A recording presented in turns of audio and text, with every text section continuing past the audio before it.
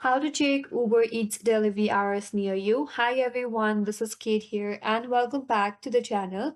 And in this video, we will learn how we can check Uber Eats delivery hours near you. So without further delay, let's get started.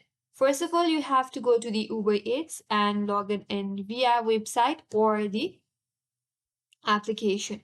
Once you are logged in, make sure to add your delivery address.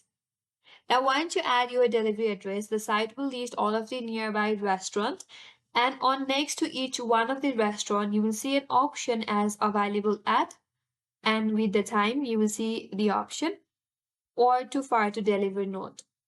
That will exactly tell when they will start delivering to your location. Could also view the specific restaurant hours. If you have a specific restaurant, you can click on the restaurant to open its page, and under its page, you will find the detailed information on the availability hour for the restaurant, and you may find the details like available at certain time, and sometimes you could also find the full hours. So by viewing on each restaurant page, you can find all of the detailed information regarding the available time or delivery hours. So that's it. That's all for today's video. Hope this video was helpful. And if you're new to our channel, consider subscribing. Thank you for watching. Stay tuned for more videos.